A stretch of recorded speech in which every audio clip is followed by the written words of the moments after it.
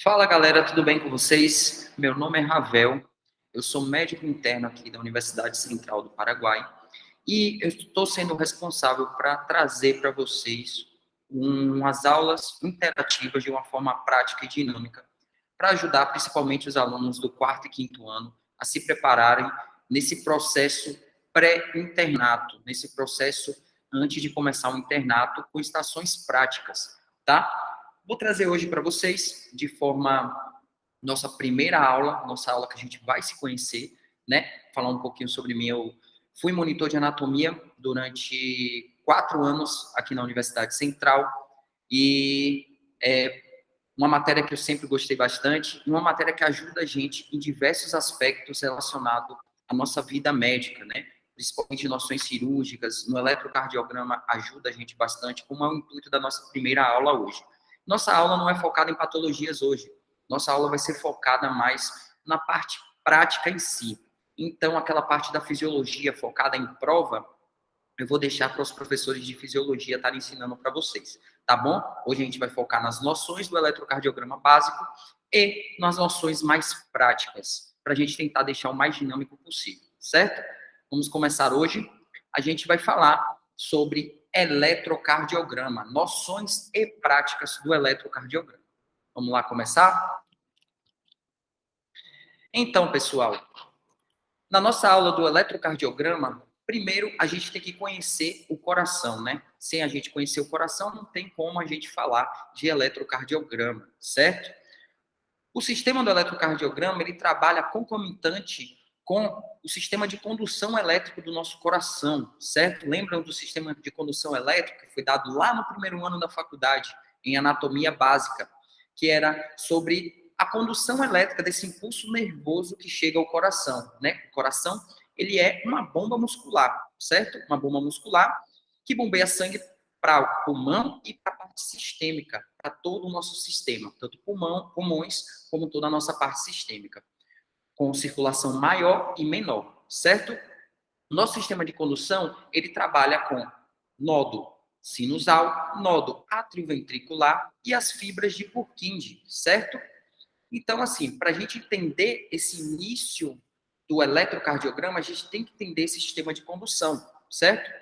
O sistema de condução, ele começa pelo nódulo sinusal. Esse nódulo sinusal, ele é um aglomerado de células que ele tem uma força maior de contração, né? Esse aglomerado de células, ele emite um impulso elétrico inicial através daquela união placa motora, certo? Aquela união neuromuscular que a gente vê muito na fisiologia básica, no início do nosso segundo ano, tá? O nódulo sinusal, ele começa a nível de quando a veia cava superior desemboca no átrio direito e ele é responsável por despolarizar essa membrana a primeira vez. Então, ele vai ser responsável pela contração dos átrios. Ele vai emitir um impulso para esses átrios e, a partir disso, depois de emitir esses impulsos, ele depois é passado adiante para despolarizar os ventrículos. O nódo atrioventricular, o nódo atrioventricular, né, ele vai ser responsável por receber esse estímulo do nódulo sinusal, tá? Então, ele espera de forma muito inteligente, né, esse nódulo atrioventricular, ele espera essa despolarização do nódulo sinusal. Depois que ele despolariza, que faz essa contração atrial, ele vai receber esse estímulo. Que esse estímulo ele vai distribuir através do feixe de His, que esse feixe de His está passando ali no septo interventricular, certo? Que a gente vê ali, que é o que divide ventrículo direito de ventrículo esquerdo, e ele vai se dividir em duas ramas. Uma rama do feixe de His direita, que vai para o lado direito, obviamente, e uma rama do feixe de His esquerdo, que vai para o lado esquerdo do coração, tá? O ventrículo esquerdo. Depois, a nível do ápice do coração, da parte mais inferior do coração, ele vai se bifurcar, indo para o lado direito e o lado esquerdo, essas duas ramas do feixe de His, formando assim as fibras de Purkinje. Essas fibras de Purkinje vão ser responsáveis por essa despolarização ventricular, que a partir desse momento vai existir a contração ventricular e essa contração vai fazer com que esse sangue seja bombeado para as nossas duas grandes troncos, né, arteriais, que é a artéria aorta e a artéria pulmonar, ou tronco pulmonar, certo? Tranquilo até aí? E para a gente entender eletro, de uma forma bem dinâmica, acho que vocês nunca viram dessa forma, mas é um jeito mais fácil da gente conseguir entender sobre derivação, sobre impulso elétrico, sobre por que é negativo, por que é positivo. A gente olha o ponto de vista no eletrocardiograma, tá bom? O ponto de vista no eletrocardiograma parece bem filosófico, né? Todo ponto de vista é a vista de um ponto. Bem filosófico falar dessa forma. Só que faz todo sentido quando a gente fala de eletrocardiograma. Por quê? O eletrocardiograma, ele tem um sentido do impulso elétrico. Esse impulso elétrico, de acordo com o nosso sistema de condução do coração, ele passa pelo septo interventricular. E se a gente tem um coração nosso, que ele é localizado mais viradinho para a esquerda, certo? Um pouco deitado e viradinho para a esquerda, faz sentido que esse impulso elétrico tenha uma trajetória mais para a esquerda, certo? Guarda esse sentido do impulso elétrico para eu mostrar para vocês como faz sentido na hora de entender as derivações. Porque, baseando nesse ponto de vista, o sentido do impulso elétrico, a gente vai entender tudo sobre essas derivações, certo? Então, eu trago para vocês da seguinte forma, para ficar de forma didática. Vocês conseguem ver essa caneta aqui, certo? Essa caneta que está na minha mão. Agora, eu vou mostrar para vocês como está conformado o nosso coração com essa caneta. A caneta está aqui e o nosso coração está aqui, tá bom? Virado mais para o lado esquerdo. Essa caneta vai ser o nosso impulso elétrico, tá bom? Vamos dizer que essa caneta é nosso impulso elétrico, o sistema de condução elétrico do coração. E o impulso elétrico do nosso coração, o sentido do nosso impulso elétrico é, logicamente, prestem bem atenção nisso, de direita para esquerda, de cima para baixo e de trás para frente. Mas de trás para frente, Ravel, como você está enxergando de trás para frente? Eu não estou conseguindo enxergar aqui. Pronto. Isso do sentido do ponto de vista no eletrocardiograma faz toda a diferença agora. Por quê? Numa vista frontal, vocês não conseguem ver o de trás para frente. Vocês só conseguem ver direita para esquerda e de cima para baixo, nesse pulso elétrico no coração, certo? Mas se eu faço isso aqui, vocês conseguem ver que o impulso vai de trás para frente. Entendem agora? Por isso que é importante entender o ponto de vista no eletrocardiograma, certo? Assim, ele vai de direita para esquerda, de cima para baixo. Quando eu viro lateralmente, em perfil, ele vai, vocês entendem, vocês conseguem enxergar, que ele vai de trás para frente, tá bom? Guarda isso, porque vai ser importante mais para frente. Nessa linha de raciocínio, a gente vai separar a vista do nosso coração em dois pontos de vista.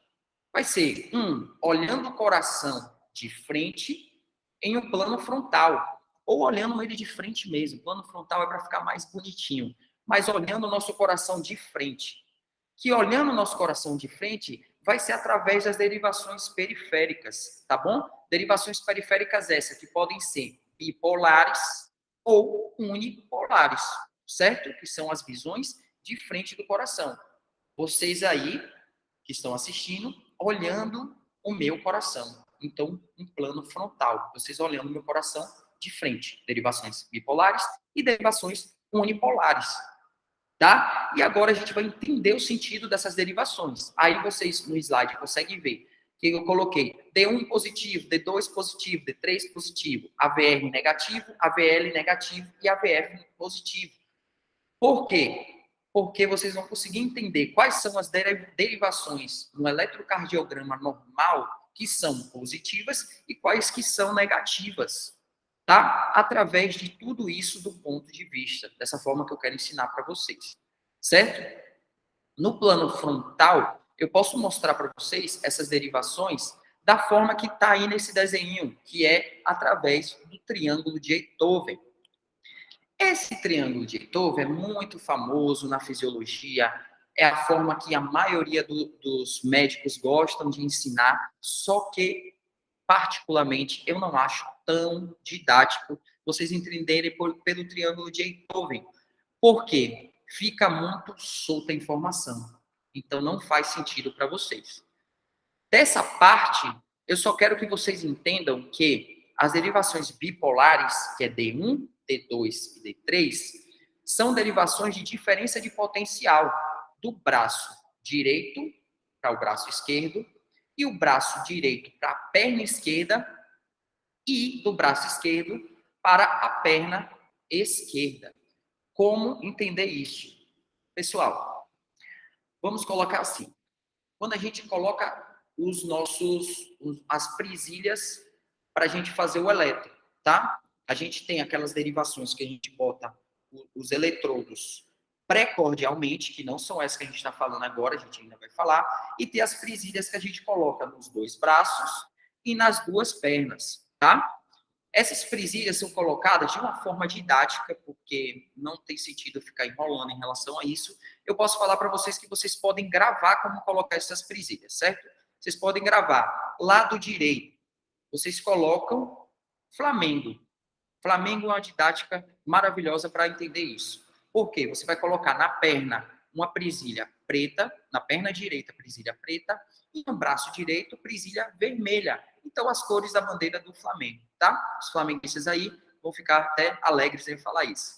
E do lado esquerdo, nós vamos colocar a presilha na perna esquerda, a presilha verde, e no braço esquerdo, a presilha amarela. Então, vai ser lado direito, vermelho e preto e vermelho.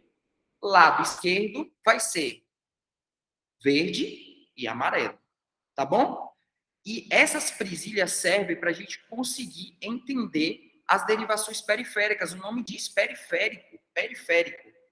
Braços, periféricos.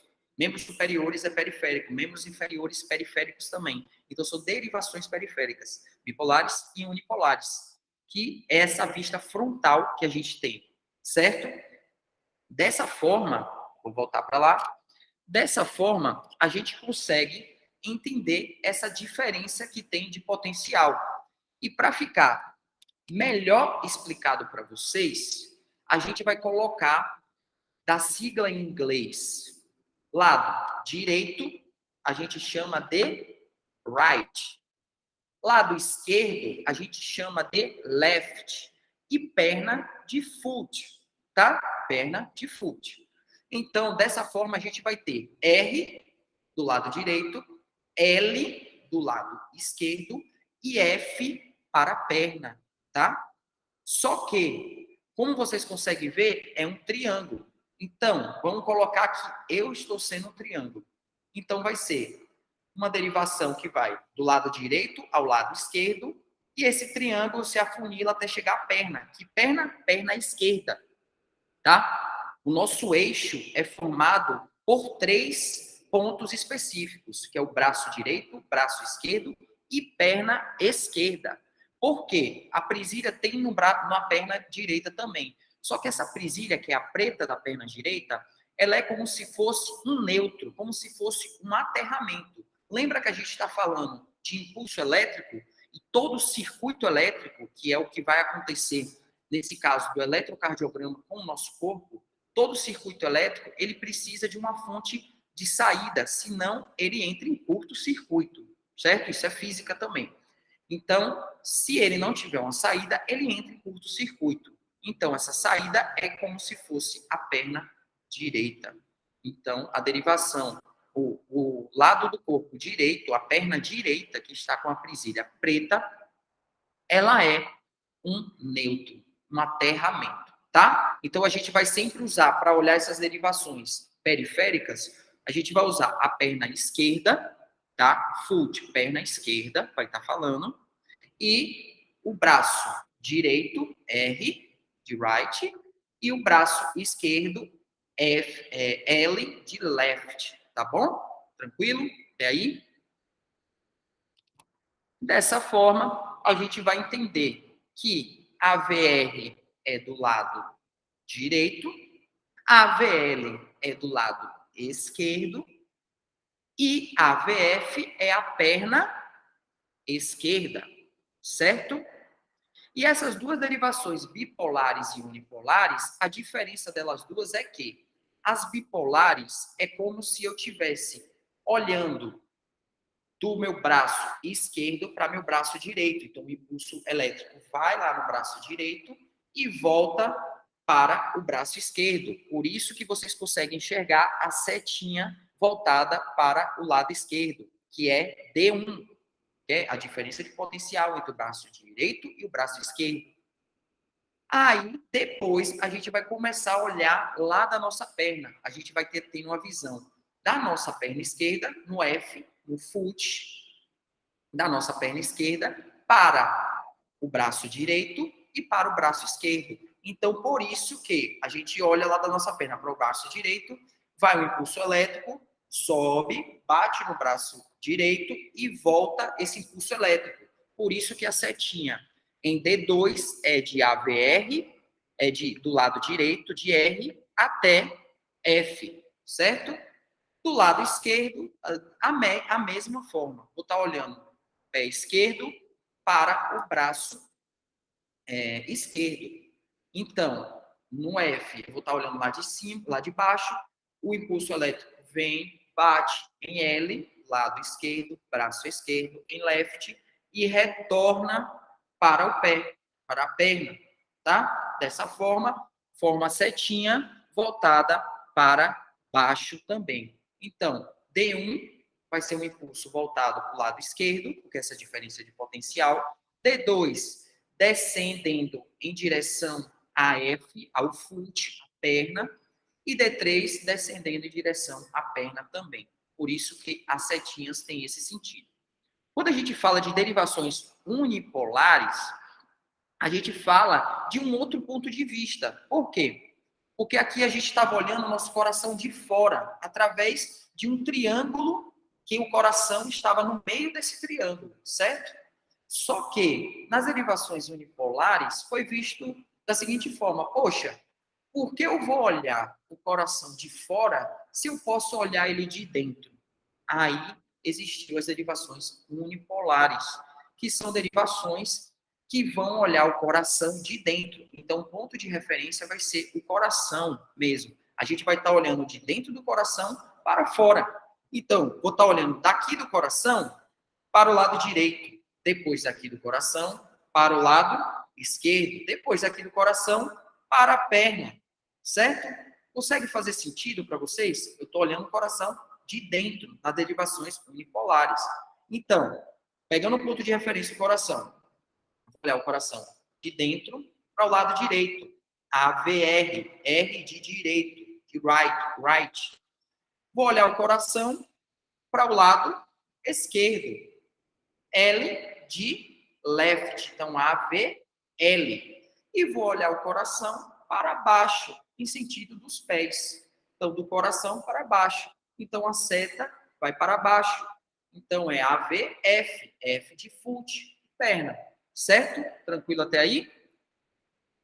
E a partir disso, a gente consegue montar como se fosse uma rosa dos ventos, vamos dizer assim. Por quê? Essa rosa dos ventos, ela aparece bastante na fisiologia, só que vocês estão vendo aí que está cheio de grau, tem 90 graus, 30 graus, 0 graus, 180 graus. Para a gente isso não importa. Por quê? Lembram que eu tinha falado lá no início, quando a gente iniciou tudo, que existia um impulso elétrico? Olhem bem esse coração. Olhem bem esse coração, tá? Esse coração, ele tem um septo interventricular que está dividindo os dois lados do coração. Esse septo que divide o coração direito do coração esquerdo, ele é onde eu tinha falado para vocês que mais ou menos está passando um impulso elétrico nessa região, por causa do nosso sistema de condução do coração, do impulso elétrico, certo? Então, a gente vai tomar como ponto de vista e como referência para a gente entender essas derivações e quais são negativos, que parede está cometendo, tá? A gente vai tomar como referência esse sentido do impulso elétrico. Então, esse impulso elétrico aí nesse coração, ele está passando mais ou menos na região onde a gente está vendo 2 ali. 2 quer dizer D2, tá? D1 lá em cima no 0 graus, D2 em 60 graus e D3 em 120 graus. Então, o impulso elétrico está passando mais ou menos onde passa D2. E aí vai fazer sentido muita coisa para vocês agora. Sabe por quê? Porque se esse impulso está passando em cima de D2, praticamente, toda nossa referência em relação à derivação ser negativa ou positiva e a parede que acomete vai ser mais ou menos tomando como referência D2, porque o impulso elétrico está passando mais ou menos aí em cima, certo? Então, quanto mais próximo do impulso elétrico, do sentido do impulso elétrico, lembra que eu tinha falado para vocês? De direita para esquerda, de cima para baixo e de trás para frente, certo? Quanto mais próximo desse impulso elétrico, do sentido do impulso elétrico, mais positiva vai ser a derivação, tá? Quanto mais distante desse sentido do impulso elétrico, mais negativa vai ser essa derivação. Então, nesse sentido, vamos fazer um jogo rápido aqui para que vocês entendam. Que lá na frente tem um slide que mostra melhorzinho isso. Se a gente tem que o impulso elétrico está passando mais ou menos onde está passando o D2, então, tudo que se afasta muito vai se tornando menos positivo ou negativando, certo? Então, assim, a gente tem que derivações como D1, D2 e D3, derivações bipolares, que a gente tinha falado no slide anterior. Essas derivações, elas são tidas como derivações positivas. Por quê? Porque D2 está passando em cima do impulso elétrico, em cima do sentido do impulso elétrico. Então, ele é super positivo. E isso vocês vão ver quando eu colocar um eletrocardiograma normal para vocês. Tanto que a primeira coisa que a gente tem que olhar no eletrocardiograma, quando a gente bate o olho no eletrocardiograma, é olhar a derivação D2 longa, porque ela é a mais fidedigna, porque ela passa em cima do impulso elétrico. Então, D2 é super positivo, porque está no mesmo sentido do impulso elétrico. D1 está se afastando, mas ainda está próximo. Então, D1 é positivo. D3 está se afastando também, que nem D1, mas ainda é positivo, certo? Porque ainda continua próximo. Então, positivo. As nossas derivações, que são derivações unipolares, que são as derivações que a gente toma como referência o centro do coração para fora, que é AVR, AVL e AVF, elas já são diferentes, elas não são todas positivas. Por quê? A AVF, por exemplo, ela está próxima do sentido do impulso elétrico, próxima de D2. Então, ela é positiva. Ela é positiva. A VR está totalmente contrário ao impulso. Olha a VR onde está, lá em menos 150 graus. Totalmente distante do sentido do impulso elétrico, que ele está no sentido de D2, esse impulso elétrico. Então, é muito negativo. A VR é muito negativa, certo? E a VL também está bem distante do sentido do impulso elétrico, está indo para outra direção. Então, a VR está indo para uma direção e a VL para outra direção, enquanto o impulso está vindo assim, ó, para cá, nesse sentido, direita para esquerda, cima para baixo, trás para frente, tá? Então, a VL também é negativo, certo? Então, nesse sentido, a gente vai se localizando, mas só foi um, para dar um start na cabeça de vocês em relação ao impulso elétrico, mas a gente vai falar mais disso mostrando essas derivações negativas no eletrocardiograma, tá bom? Então, continuando, a gente falou das nossas derivações periféricas, que são derivações que a gente vai olhar de frente, a gente vai olhar em um plano frontal, que são as derivações periféricas bipolares e derivações unipolares. Nisso aí a gente falou em 6 derivações. E o eletrocardiograma básico que a gente tem no dia a dia, no pronto atendimento, nas emergências, pronto-socorro e etc., que a gente vai usar como médico generalista, geralmente é um eletrocardiograma de 12 derivações. Então, se a gente já falou de 6 derivações, D1, D2, D3, AVR, AVL e AVF, faltam mais 6. E essas 6 estão aqui. V1, V2, V3, V4, V5 e V6. 12 derivações. Então, a gente vai... Essas derivações, que são derivações chamadas de pré-cordiais, são derivações que estão medindo o impulso elétrico através do nosso pré-córdio, certo? Lembra dos eletrodozinhos que colocam aqui, nessa região pré-cordial? Então, são essas derivações. V1, V2, V3, V4, V5, V6. E é um outro ponto de vista, diferente do ponto de vista que a gente viu lá nas derivações periféricas, que é um olhar do coração por cima. Então, é como se eu pegasse o coração, meu coração está aqui, como se fosse meu celular, por exemplo, e eu estou olhando o meu coração dessa forma. Estou olhando o meu coração de cima para baixo. Então, nessa imagem aí que eu coloquei para vocês, a gente tem um corte axial ou um corte transversal, em que a gente corta o coração e a gente vê ele de cima para baixo, certo? Essas derivações precordiais, elas também têm derivações que são negativas e têm derivações que são positivas, no mesmo sentido das nossas derivações periféricas que eu tinha mostrado para vocês, tá? Que, de acordo com o sentido do impulso elétrico, quem está mais próximo do impulso é positivo. Quem está se distanciando vai perdendo essa positividade, vai virando mais negativo. Então, é mais ou menos nesse mesmo sentido. Um exemplo eu trouxe aí para vocês, aqui do lado está as derivações periféricas, AVR, AVL, D1, D2, AVF e D3, naquele sentido que eu estava falando para vocês daquela rosinha dos ventos, tá? E só para vocês entenderem, vou voltar... Não, por aqui eu consigo, acho que, explicar para vocês. Eu tinha falado para vocês que as derivações bipolares são derivações que a gente olha o coração por fora. Quais são essas derivações bipolares? D1, D2 e D3, que a gente está olhando do braço direito, braço esquerdo e da perna. E o coração está no centro. Então, o ponto de referência não é o coração, são os braços, direito e esquerdo, e a perna. E as unipolares são que tomam como ponto de referência o centro do coração, certo? Que vai olhar do centro do coração para o braço direito, do centro do coração para o braço esquerdo, e do centro do coração para baixo, em direção da perna. Então, o que é que acontece nessa rosa dos ventos que vocês estão vendo aí? Que tem um círculo e umas setas encaixadas, parecendo uma bússola, né? Meio uma bússola diferente. Então, nesse sentido, o que é que a gente fez? Já que o sentido é olhar o coração, não tem por que a gente deixar essas derivações bipolares, que são derivações que estão olhando do braço direito, do braço esquerdo e para a perna, por fora, formando esse triângulo. D1, D2 e D3, certo? E o coração no centro.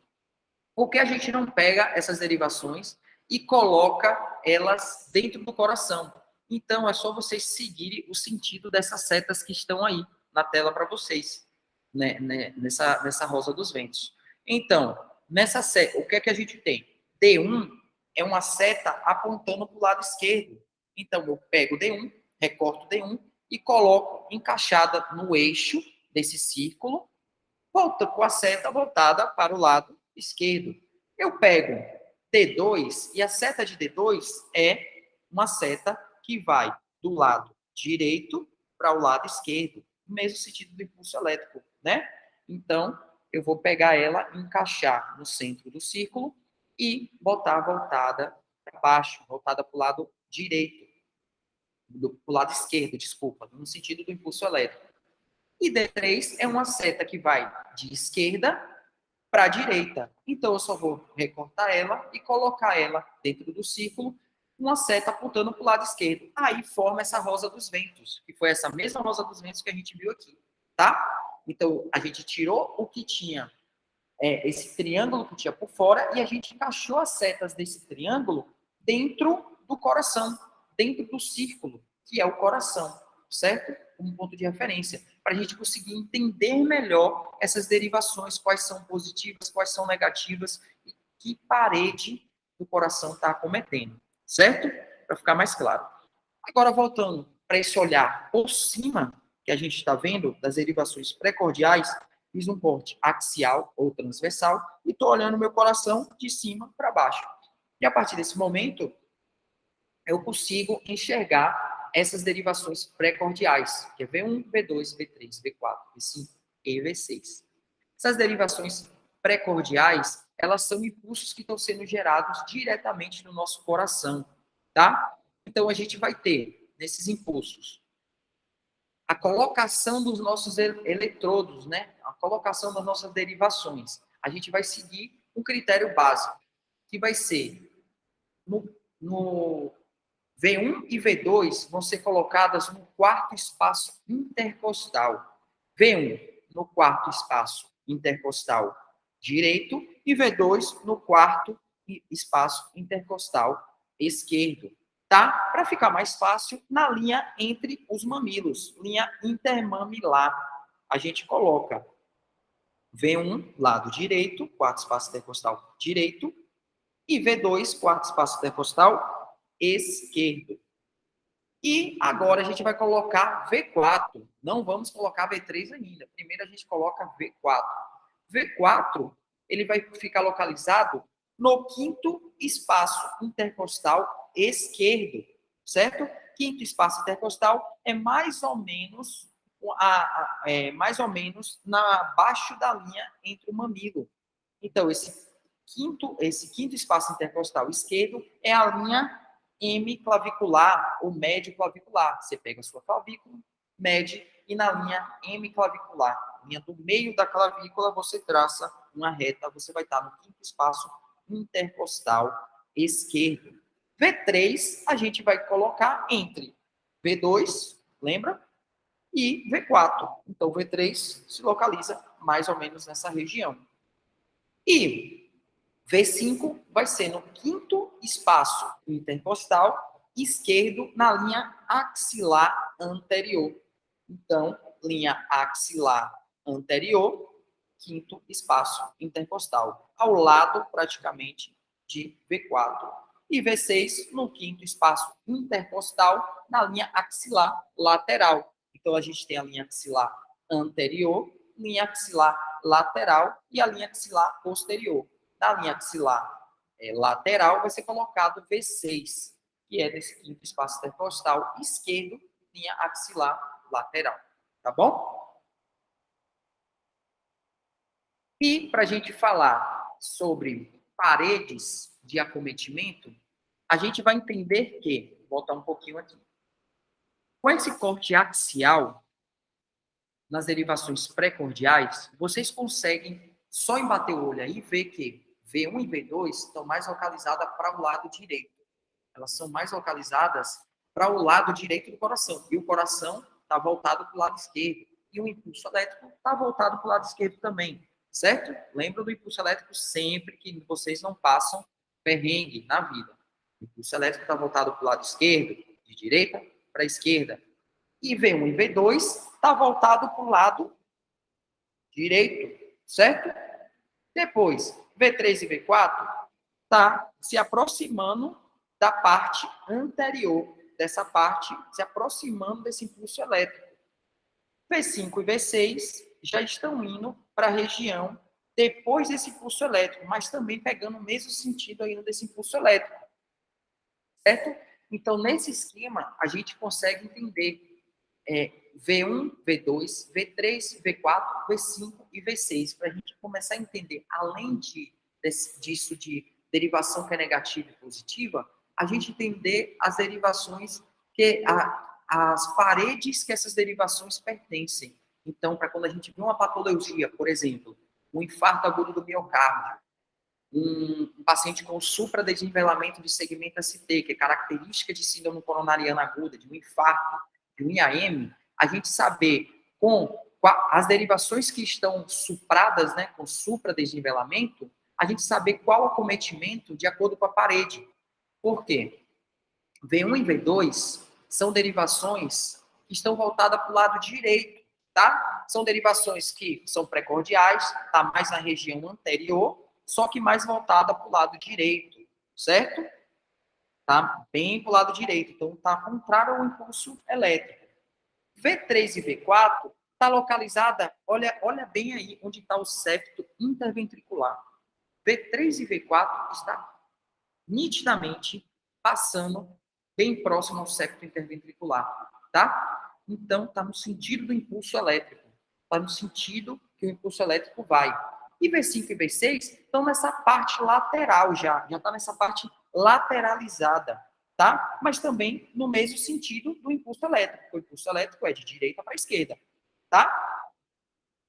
E, dessa forma, aqui a gente tem as paredes de acometimento, um esquemazinho que vai ajudar vocês no dia a dia, com certeza, que é você saber, através da análise topográfica do ECG, você saber a parede de acometimento. Só que é mais fácil você ter uma visão prática do que você seguir esses mecanismos prontos. Eu só botei a título de curiosidade para vocês aqui, tá?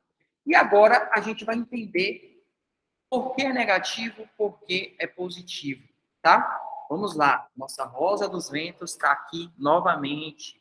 A gente tem um coração ali no centro e a gente tem todas as derivações colocadas, derivações essas, derivações periféricas dentro do coração. Então, a gente pegando o impulso do coração e olhando ele por dentro, tá?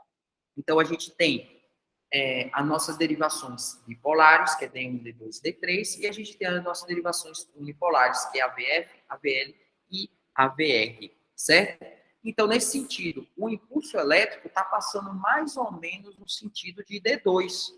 Lembra que eu tinha falado para vocês? Por isso que D2 é bem fidedigno. Então, tomar como referência isso.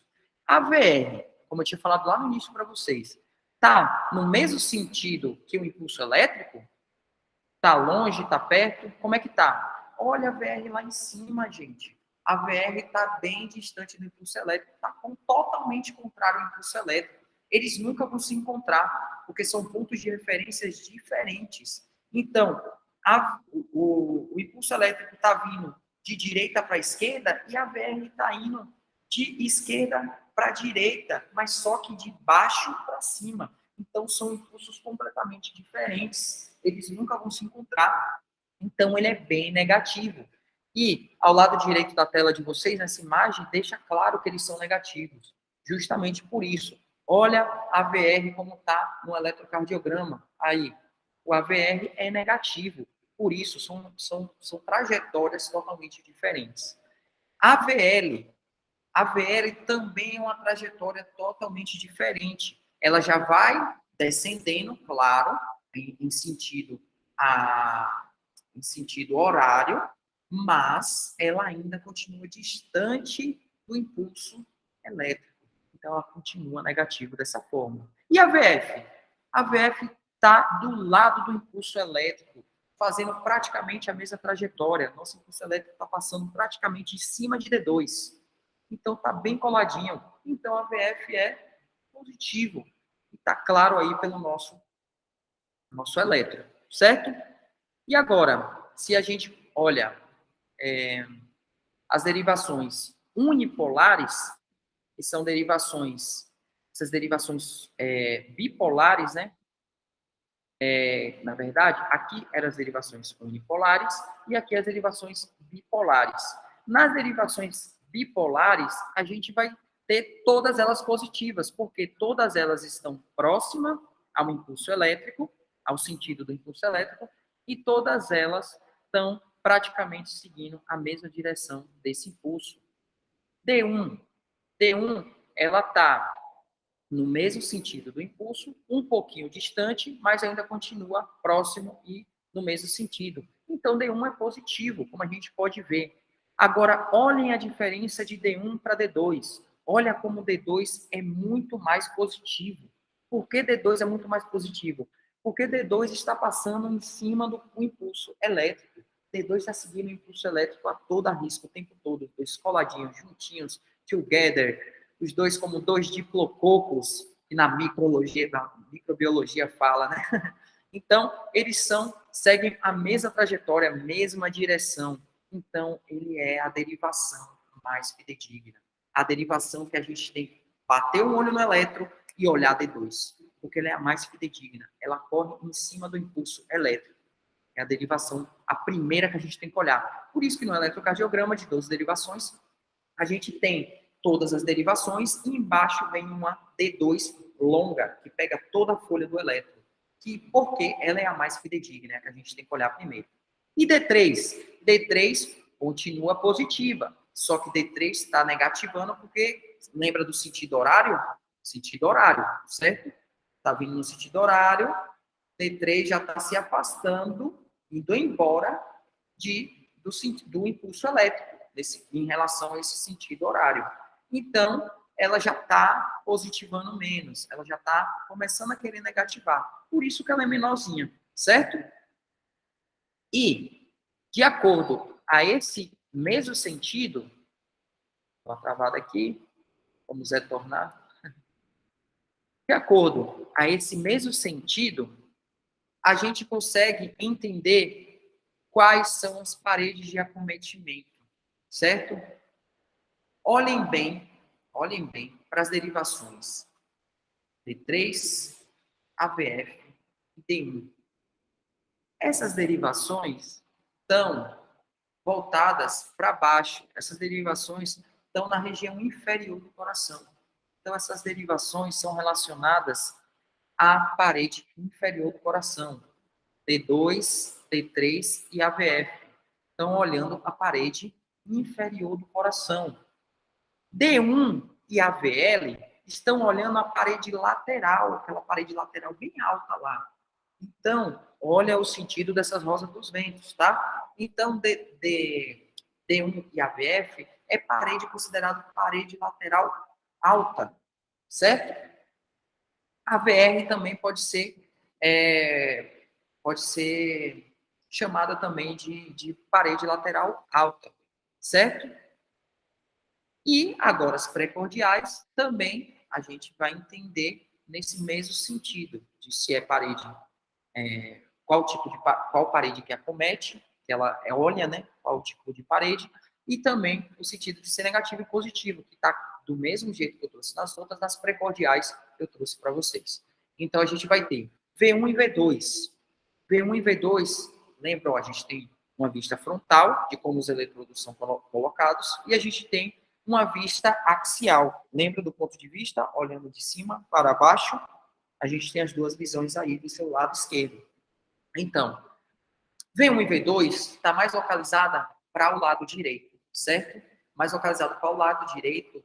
E se a gente for colocar V1 e V2 dentro da rosa dos ventos, que a gente vê nesse plano frontal das derivações periféricas, V1 estaria colocada bem próximo à VR, fazendo a seta, né, no sentido da seta, bem próximo à VR, e V2 logo embaixo. Então, V2 logo abaixo ali dos 180 graus. Então, está bem distante do sentido do impulso elétrico. Então, por isso que V1 e V2 são negativas. Porque aqui são dois pontos de vista diferentes. Entendem? Então, se retornar, se a gente coloca V1 e V2 dentro da rosa dos ventos para analisar junto com as derivações periféricas, V1 e V2, V1 vai estar passando bem próximo à VR e V2 logo abaixo desses 180 graus. Então, está o quê? Bem distante do sentido do impulso elétrico. A gente olhando de uma forma horária. Lembra que eu falei para vocês? Então, V1 e V2 são negativas por esse fato. V3, o que está acontecendo com V3? V3, ela está de uma forma que a gente chama isoelétrica, que ela está positivando, já está mais positivando do que negativando. Ela já é considerada positiva, só que ela está no processo de positivação. Por quê? Se eu pego V3 e coloco dentro da nossa rosa dos ventos, V3 vai estar passando bem próximo a D3. E lembra que D3 era uma derivação que era positiva, mais pequenininha, olha ela aí. Porque ela já está indo embora no sentido horário, né? Já está querendo ir embora, mas ela ainda está próxima do sentido do impulso. Então, ela está positiva. V3 está próxima a D3, no sentido a gente encaixando o V3 dentro da rosa dos ventos. Então, V3 fica isoelétrica, já está positivando. Ela é positiva, ela é considerada positiva. Só que ela está no processo de positivação. Por isso que ela descende um pouco para baixo ainda, certo? V4, V5 V6 estão totalmente do lado do impulso elétrico. Então, são derivações que são totalmente positivas. Se eu coloco V4, V5 e V6 dentro da rosa dos ventos, V4 vai estar passando próximo a D2, V5 vai estar passando próximo aos 30 graus e D1 vai estar e V6 vai estar passando próximo a D1, certo? Só que um pouco abaixo de D1. Então, dessa forma, a gente tem V1 e V2, então mais para o lado direito, nessa parede anterior, onde são colocados os eletrodos. Quarto espaço intercostal, direito e esquerdo, V1 e V2, certo? E olha lá na vista frontal. V1 e V2 são derivações que a gente consegue olhar a parede anterior. A gente consegue ver a parede anterior de uma forma boa através de V1 e V2, tá?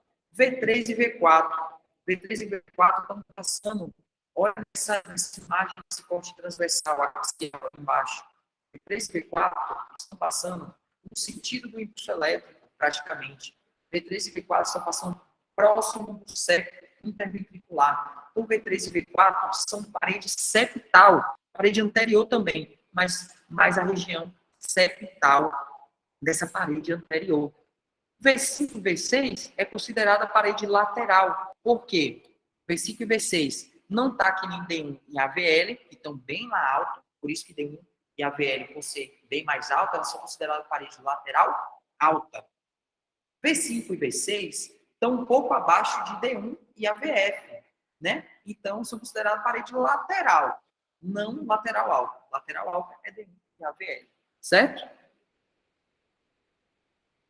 E, continuando, depois a gente entender, creio, tomara Deus que vocês tenham entendido essas derivações, porque é muito complicado no início. A forma que também é ensinado de acordo com aquelas questões de graus, de milímetros por segundo, metros por segundo, 0,12 metros por segundo, 0,25 metros por segundo, isso faz a gente se atrapalhar demais, porque isso no dia a dia não tem lá essas importâncias todas, se é que me entendem.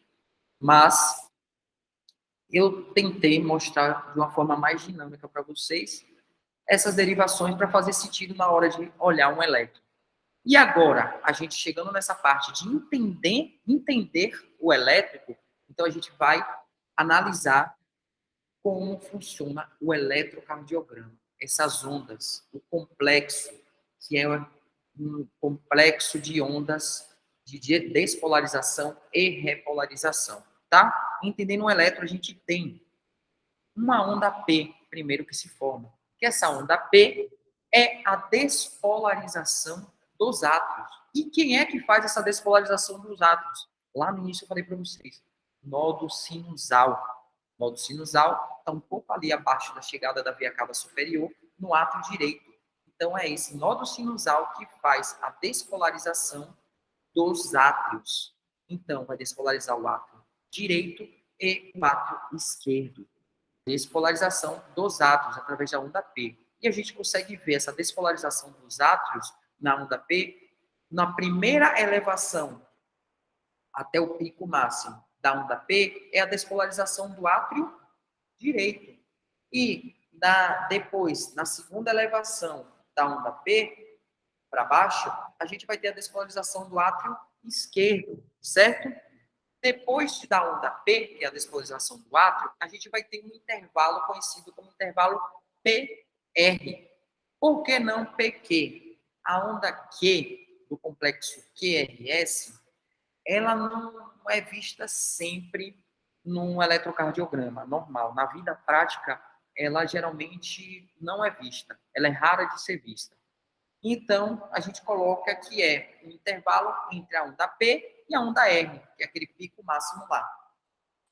Então, nesse intervalo, a gente vai ter uma condução do impulso elétrico. É um momento que o nodo atrioventricular, o nodo atrioventricular, ele está esperando terminar essa despolarização do átrio para receber o estímulo e começar a enviar para os feixes de His, de fibras de Purkinje, para despolarizar os ventrículos. Então, essa condução do impulso nervoso que se torna uma linha reta, que essa linha reta também é conhecida como uma meseta, que é uma condução do impulso nervoso sem onda de despolarização nem repolarização, certo? Quando a gente chega no complexo QRS, ele é bem mais evidente que os outros. Por quê? O complexo QRS é a despolarização dos ventrículos. A força de ejeção sanguínea nos ventrículos é muito mais forte, muito mais intensa do que nos átrios. Por quê? Os ventrículos é que estão fazendo a despolarização, a ejeção sanguínea, enviando sangue tanto para a parte sistêmica quanto para os pulmões. Então, ele precisa de uma força de despolarização muito mais intensa do que os átrios, por exemplo. Os átrios, essa despolarização vai ser a favor da gravidade, né? Por conta da descência do sangue. Só abrir a válvula, descer o sangue, certo? Já nos ventrículos, não. Essa força de ejeção tem que ser maior, porque vai enviar para a via sistêmica e para a via pulmonar. Então, tem que ejetar o sangue. Então, a despolarização é muito mais intensa. Por isso que a gente encontra o complexo QRS com muito mais evidência do que a onda P, por exemplo, que é a despolarização do átrio, certo? Então, essa despolarização dos ventrículos, ela é maior, mais intensa, e por conta dessa despolarização do ventrículo ser mais intenso e formar esse complexo QRS, que o seu pico máximo é a onda R, né? Pico máximo de despolarização, através disso, você não consegue ver a repolarização do átrio. Então, é por isso que a gente não consegue ver a repolarização do átrio. A gente só consegue ver ele despolarizar na onda P, e a gente não consegue ver ele repolarizar. Que a repolarização dele está acontecendo atrás do complexo QRS. Por isso que no eletrocardiograma a gente não consegue chegar à repolarização do átrio, mas ela acontece, porque ela é pequena. Então, ela está acontecendo atrás do complexo QRS. Depois do complexo QRS, a gente vai ter um segmento chamado de ST. É um segmento que vai conduzir um impulso nervoso também até a onda de repolarização, que é a onda T. Então, é um potencial de meseta. E esse segmento ST é muito importante para a gente ver, principalmente, supradesnivelamento, que é quando essa onda S, ao invés de descer, ela sobe e ela repolariza demais, ela despolariza demais. E essa onda dela de repolarização que acontece antes da hora. Então, nesse sentido, a gente consegue enxergar IAM, que é o infarto agudo do miocárdio, através de supradesnivelamento desse segmento, que eu vou mostrar mais para frente para vocês no eletropatológico, como ele se apresenta. A onda T é uma onda de repolarização dos ventrículos. Então, a despolarização do ventrículo é grande. Então, ela consegue gerar uma onda de repolarização que a gente consegue ver. Então, por isso que a gente vê a repolarização do ventrículo e a gente não consegue ver a repolarização dos átomos, certo? E, por último, a gente consegue ver também, em alguns casos, não é sempre, a gente consegue ver uma onda U. O que é essa onda U? Essa onda U, ela é observada no final da onda T, principalmente nas derivações septais, que são V3 e V4, parede anterior septal. A gente consegue ver essa onda U. E essa onda U, ela é dita que ela é inversamente proporcional à frequência cardíaca. O que quer dizer isso? Quer dizer que quanto menor a frequência cardíaca, mais bradicárdico, no caso, mais chance da gente ver a onda U. Então, a onda U, ela é mais vista em pacientes bradicárdicos porque ela é inversamente proporcional à frequência cardíaca, e a frequência cardíaca normal é de 60 a 100 batimentos por minuto. E a gente consegue ver melhor em bradicárdicos, consegue ver melhor em atletas, porque o atleta em repouso, ele faz bradicardia normal, e a gente consegue ver, e a gente não consegue ver de jeito nenhum em crianças. Por que a gente não consegue ver em criança? Porque criança, a frequência cardíaca da criança é alta. Então, se ela é inversamente proporcional à frequência cardíaca, eu não vou ver onda 1 em crianças. Certo? Porque a frequência cardíaca de uma criança pode passar de 100 batimentos por minuto. A gente sabe disso. Neonatal, pré-escolar, neonatal, lactante, pré-escolar. A gente sabe que a frequência cardíaca da criança é mais elevada. Então, a gente só vai enxergar essa onda U geralmente em pacientes que têm a frequência cardíaca mais baixa, são mais bradicárdicos. Então, a gente pode enxergar ela. Mas não quer dizer que seja patológico, tá? Não entendam como sendo patológico. É só um segmento que pode ser encontrado em alguns pacientes, de acordo com o seu estilo de vida e a sua descrição, né? E para a gente interpretar um eletrocardiograma, a gente tem que ter em mente que a gente tem que olhar, primeiro, frequência cardíaca. Como a gente vai saber a frequência cardíaca do paciente olhando apenas o eletro? Simples.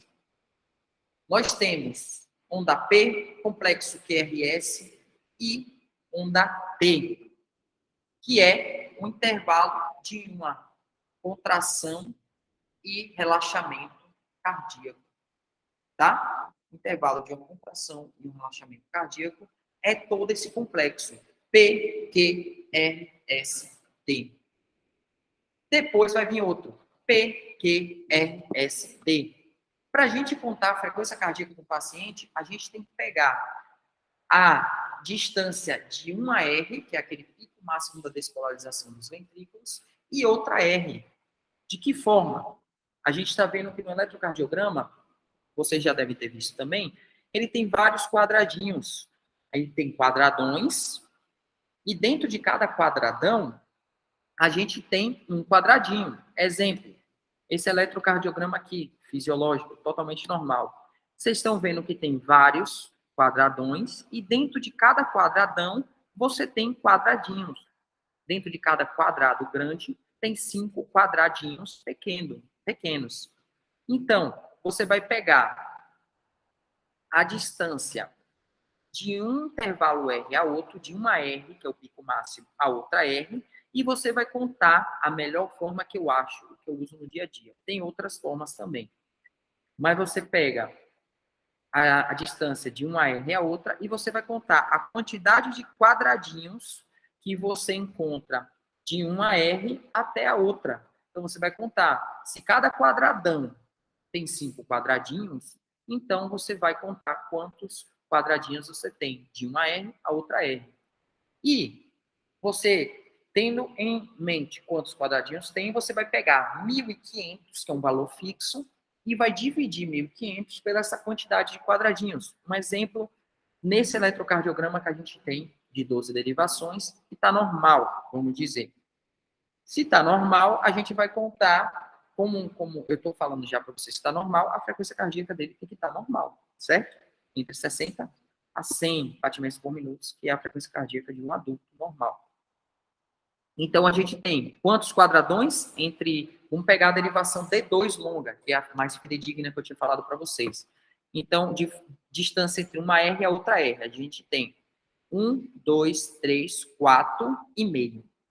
4 quadradões e meio, tá? Se dentro de cada quadradão a gente tem 5 quadradinhos, a gente tem 5, 10, 15, 20, 23, por exemplo. A gente pega 23, fazer o cálculo aqui junto com vocês. A gente pega 1.500, que é o valor fixo, e divide por 23, que é a quantidade de quadradinhos que estão entre uma R e outra. A gente vai ter uma frequência cardíaca de 55 batimentos por minuto. Normal, totalmente normal. São pacientes que têm entre 60 e 100 batimentos por minuto. Então, está normal. Dessa forma, a gente consegue ver, avaliar a frequência cardíaca. Depois, a gente tem que avaliar o ritmo e a organização. Como eu avalio isso? O ritmo e a organização no eletrocardiograma, a gente vai avaliar a distância, se esses complexos, esse complexo PQRST, eles são simétricos, eles têm distâncias simétricas, eles estão repetindo da mesma forma. Porque se está assimétrico, ou eles demoram para repetir um intervalo do outro, a gente tem um tipo de patologia, a gente tem um desvio do padrão normal, certo? Então, a gente tem que avaliar o ritmo e organização nesse sentido. Um conselho que eu dou para vocês, por exemplo, novamente, vocês podem pegar uma régua, colocar essa régua entre o primeiro complexo, QRS, a primeira R, né, que é o pico máximo, e a outra R, que está do lado. Então, aí do lado esquerdo de vocês, onde tem o número 2, que é de D2, você coloca uma R entre o pico máximo e o outro pico máximo que está mais para o lado. Vocês marcam nessa régua, quando vocês colocarem de uma R a outra R, marcou. Vocês transportam para o outro a distância entre os outros complexos e vê se eles mantêm a mesma distância, a mesma simetria. Se mantém a mesma simetria, está tudo normal, tudo ok. Tá? Outra coisa é a gente olhar a onda P, porque a onda P ela é a despolarização dos átrios.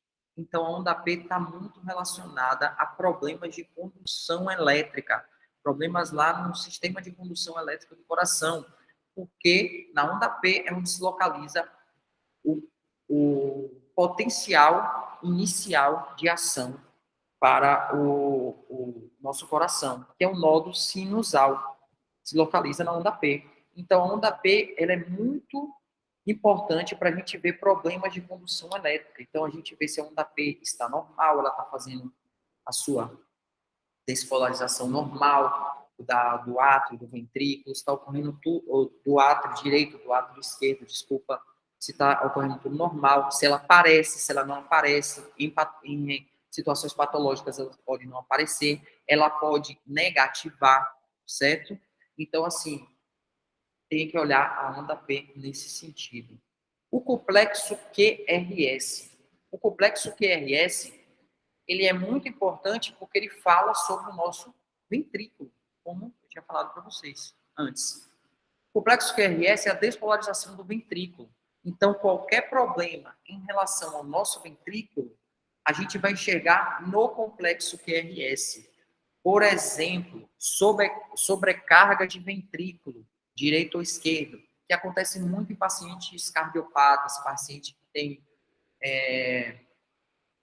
cardiomegalia, pacientes que têm problemas hipertensivos, paciente hipertenso de muito tempo, pacientes com cardiomegalia por conta de hipertensão de muitos anos, insuficiência cardíaca descompensada, você consegue ver dentro do complexo QRS, porque ele é uma despolarização do ventrículo. Então, ele consegue te dizer muita coisa sobre o ventrículo também. Então, você tem que olhar se está acontecendo tudo direitinho nele, se ele está despolarizando bem, está tendo pico da onda R, ele está descendendo, tendo a onda S, sem assimetria nenhuma, ok.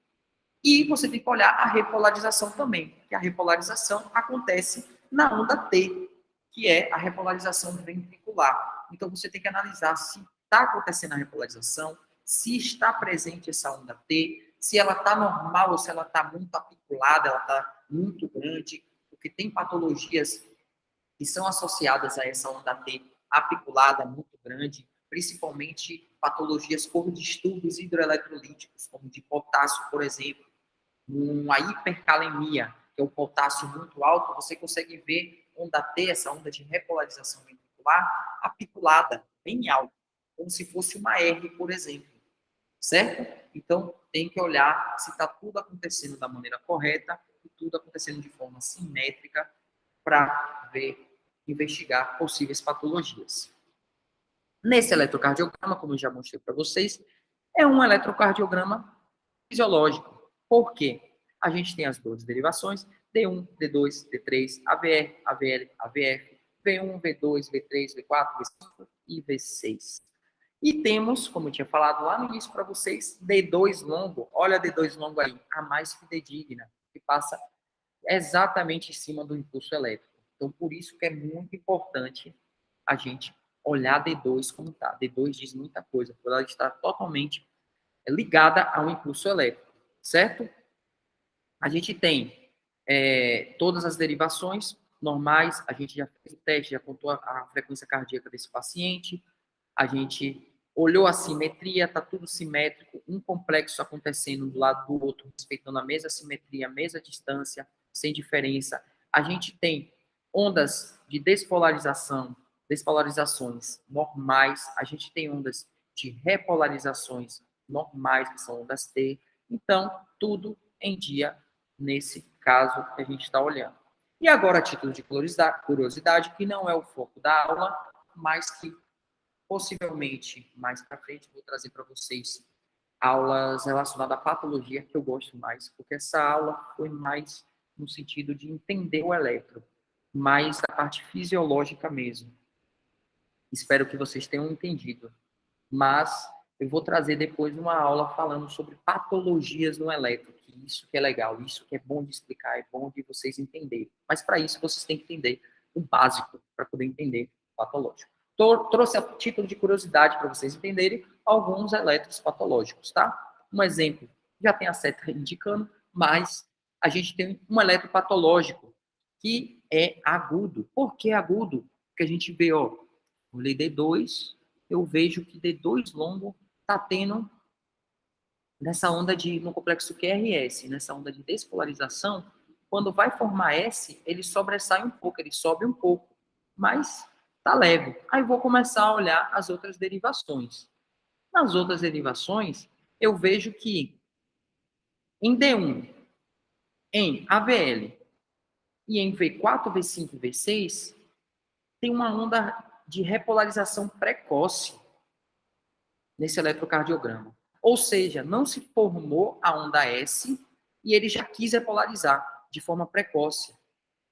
Então, isso indica para a gente um problema agudo, que mais para frente eu vou explicar para vocês, quando eu trouxer uma aula sobre eletrocardiograma patológicos, tá? Então, assim, é agudo por quê? Porque uma repolarização precoce muito intensa é o que a gente chama de um supradesnivelamento de segmento ST. Então, no segmento que era o S e o T, que é o T é o da nossa repolarização ventricular, acontece esse supradesnivelamento. E esse supradesnivelamento ele é caracterizado com essa onda de repolarização maior que um quadradinho e meio. Maior que um quadradinho e meio. Você olha direito lá, vê um quadradinho, dois quadradinhos e tal. Se você vê que essa onda de supradesnivelamento está maior que um quadradinho e meio, aí você já caracteriza como um supradesnivelamento de segmento ST. Outra forma de você garantir que esse supra é agudo é um problema, uma síndrome coronariana aguda, a principal delas que a gente sempre vê é o infarto, é que, segundo o ACLS, que é seguindo as normas da American Heart Association, não sei falar inglês, que é o suporte cardiológico de vida americano, que é o padrão utilizado no mundo, esse supradesnivelamento tem que ser caracterizado por maior ou igual a 3 derivações. Então, a gente tem aqui 3 derivações, tem 1, 2, 3, 4, 5. 5 derivações com supradesnivelamento. Então, já se caracteriza como um supradesnivelamento agudo, uma síndrome coronariana aguda, um infarto agudo do miocárdio, tá? E outra coisa importante é como eu vou saber que parede acometida está acontecendo aí. Lembra que eu expliquei para vocês as paredes, como identificar as paredes de acometimento no eletrocardiograma? Então, vamos lá. Lembra da rosa dos ventos. Tem que ter isso em mente. E isso, no estudo de vocês, como eu fui explicando, é bom vocês irem anotando, vocês fazerem a roda dos ventos, desenhar um coração dentro dela, botar o sentido do impulso elétrico, porque isso vai fazer vocês fixarem e aprenderem. Para na hora que você bater o olho no eletrocardiograma, você gravou onde está cada derivação dentro daquela rosa dos ventos. Então, a gente tem um supra em D1 e AVL. D1 e AVL, lembra que D1 estava na rosa dos ventos com a seta para cá e o impulso elétrico está vindo aqui. O impulso elétrico vindo aqui, de direita para esquerda, e D1 aqui. E AVL é braço esquerdo. Então, AVL está aqui, D1 está aqui.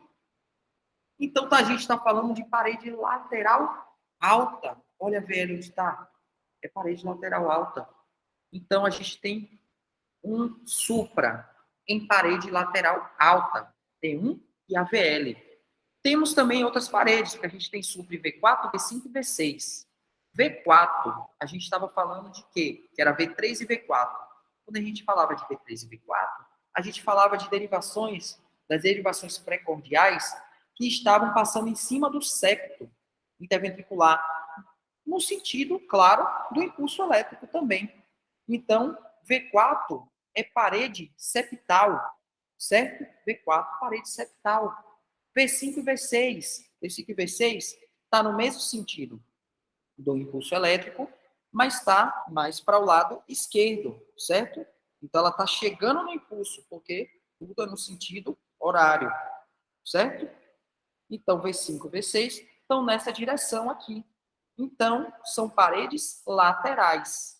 D1 e AVF, e D1 e AVL são paredes laterais alta. Olha a VL onde é. V4, parede septal. V5 e V6, parede lateral. Não é parede lateral alta, é só parede lateral. Então, a gente tem um supra em parede lateral alta e lateral, que aí a gente pode caracterizar com supra em parede lateral extenso, que pega a parede lateral e a parede lateral alta. E em parede septal, que é V4, certo? Mas só uma derivação das septais estão supradas, né? A gente pode falar, porque V3 não tem supra, certo? Então a gente tem D1 e AVL, parede lateral alta. V4, parede septal. V5 e V6, parede lateral, tá? Então, a gente tem um eletrocardiograma com supradesnivelamento de segmento ST em 5 derivações. Então, são caracterizados já como IAM e a gente pode tratar como tal, certo? Agora, a gente tem esse eletrocardiograma patológico também. Esse eletrocardiograma patológico, ele diz muita coisa para a gente. Claro, aí embaixo já tem a descrição. Quem é esperto já lê e já fala e fica por isso mesmo. Mas vou explicar uma coisinha para vocês. Lembra que eu tinha falado que no complexo QRS a gente consegue ver problemas ventriculares, principalmente pacientes hipertensos de muito tempo, pacientes cardiopatas, pacientes com insuficiência cardíaca, porque todas essas questões acontecem mais uma sobrecarga maior nos ventrículos, por causa da força de ejeção ventricular ser maior para o pulmão e para a via sistêmica, certo? Para todo o corpo. Então, o que é que a gente vê aí? A gente vê que, na maioria das nossas derivações, principalmente V1, V2, V3, V4, a gente vê um pico maior da onda R, um pico maior da despolarização ventricular, que é nesse complexo QRS. Olha a S como descende em V2, olha a S como descende em V3. Então, isso é bem característico de paciente hipertenso, paciente com problemas hipertróficos no coração, paciente com hipertrofia de ventrículo esquerdo. Acontece muito isso, por causa da força de ejeção. Então, essa onda de despolarização ventricular tem que ser muito forte para enviar esse sangue para a via sistêmica, principalmente, e para a via pulmonar. Então, a gente vai ver complexos QRS com picos, né, de R e de S muito extenso por conta disso. E olha as derivações que a gente está vendo isso. V1, V2, V3, V4, principalmente, né, que está no pico máximo. Então, V1 e V2, a gente falava de parede anterior, que é exatamente nessa região onde a gente se localiza maior o ventrículo direito e esquerdo. V3 e V4, parede septal. Então, é bem característico nesses pacientes com problemas hipertróficos de ventrículo esquerdo, pacientes hipertensos crônicos, pacientes cardiopatas crônicos, a gente encontrar esse tipo de eletro. Esse tipo de eletro também que eu trouxe é um outro que eu queria que vocês ambientassem, né? Não é o foco da aula nenhum desses 3 elétrons que eu trouxe para vocês, mas é importante ter noção. Temos supradesnivelamento nesse elétron também, certo? Vocês conseguiram enxergar já? Olha aí, ó. Eu consegui enxergar já. Temos supradesnivelamento em D2, temos supra em D3, temos supra em AVF, temos supra em V5 e temos supra em V6. Temos um infrazinho acontecendo ali em V1 e V2, que são derivações negativas, então ao invés dela suprar, ela inferioriza. A gente chama infradesnivelamento. É a mesma coisa que o supra, só que acontece mais em derivações que são negativas, tá? Só para vocês entenderem. D2, D3 e AVF. Eu estou falando de que parede? Lembra da nossa rosa dos ventos. Lembra do sentido do impulso elétrico. A gente tem D2 passando em cima do impulso elétrico. A gente tem AVF passando do ladinho. E D3 mais aqui do ladinho. A gente fala que as 3 derivações são positivas e elas estão na parede inferior do coração, pegando toda essa parede inferior do coração. Então, a gente tem um supradesnivelamento de segmento ST em D2, D3 e AVF. A gente tem um infrazinho aí em V1 e V2, que V1 e V2 são paredes anteriores. E a gente tem também em V5 e V6. V5 e V6 são paredes laterais. Lembram? Parede lateral, V5 e V6. Parede lateral, V5 e V6. V1 e V2, parede anterior, só que eles são negativos, essas derivações precordiais, porque está mais se distanciando do sentido do impulso elétrico. Tá bom? Pessoal, espero que vocês tenham entendido. Espero que não tenha ficado cansativo. Passou um pouco do tempo que eu esperava, mas eu espero que tenha ficado claro para vocês. Qualquer coisa, eu estou à disposição.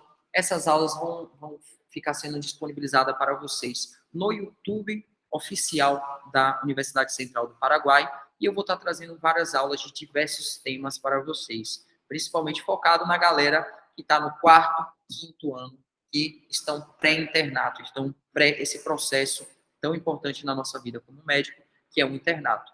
Tá bom? Passem o feedback, digam se gostaram, se tem alguma coisa a melhorar, estou à disposição. E muito obrigado por ter assistido e por ter ficado com a gente todo esse tempo, tá bom? Obrigado a todos. Tchau, tchau. Até mais.